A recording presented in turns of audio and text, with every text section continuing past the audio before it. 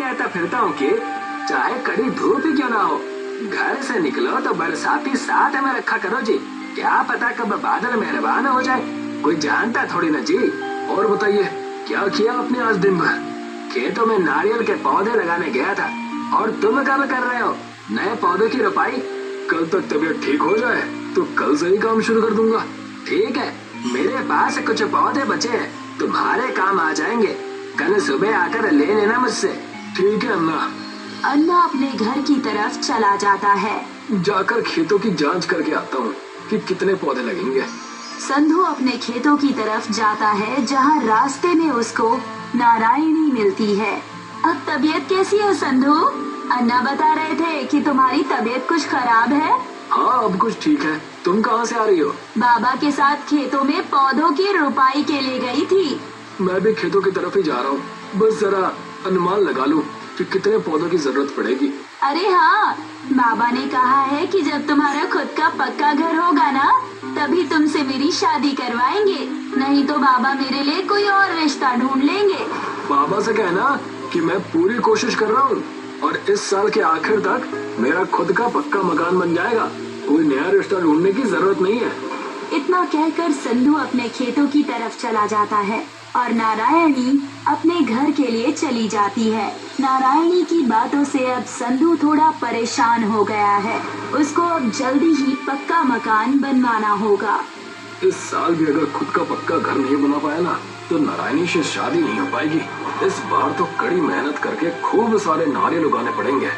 संधू खेतों में जाता है और नाप लेकर आता है कि वो कितनी कितनी दूरी पर पौधों की रोपाई करेगा।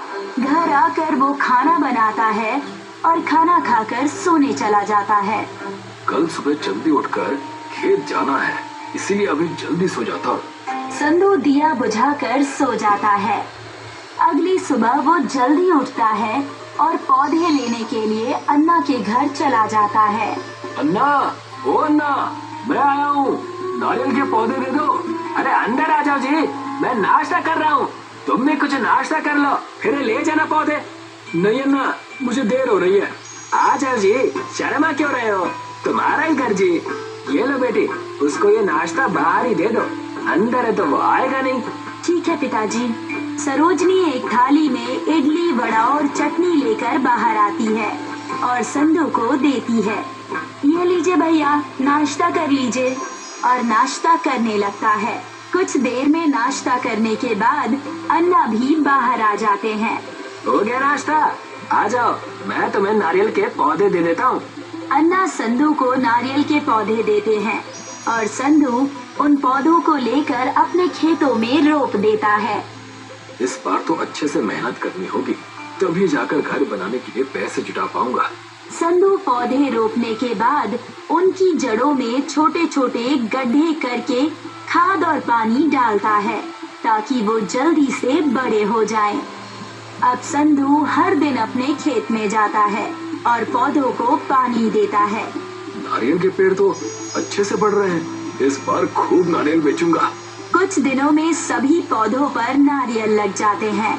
ट्रक वाला आया है नारियल खरीदने के लिए, चलो जल्दी से पेड़ों से नारियल तोड़ लो जी। नहीं अन्ना, इस बार मैं ट्रक वाले को नारियल नहीं बेचूंगा। वो हमसे 10 रुपए में एक नारियल खरीदता है और शहर जाकर दुकान वालों को एक नारियल 50 रुपए में बेचता है। एक नारियल पर सीधे 40 रुपए का मुनाफा जी। वही तो, साल भर मेहनत करे हम लोग और मुनाफा कमाए ये बीच वाले। वैसे भी मुझे इस साल ज्यादा पैसों की जरूरत है, पक्का घर जो बनाना है। मेरे भी बेटे की शादी जी, और मैं सोच रहा था कि साहूकार से कर्ज ले लूं, पर अगर मैं भी शहर जाकर नारियल बेचूं तो कर्ज लेने की जरूरत नहीं जी। अन्ना और संधू दोनों अपने खेतों में उगाए नारियल को तोड़ते हैं और बोरे में भरकर शहर ले जाकर बेचते हैं, जिससे दोनों अच्छे पैसे कमा लेते हैं। पैसे जमा करके संधू अपना एक खुद का पक्के का मकान बना लेता है और अन्ना अपनी बेटी सरोजनी की शादी कर देते हैं। अब तो पक्का मकान भी बना लिया, नारायणी के पिताजी से शादी की बात करनी होगी। संधू नारायणी के घर जाता है और अपनी शादी की बात करता है। पक्का मकान बनाने से अब नारायणी के पिताजी इन दोनों की शादी के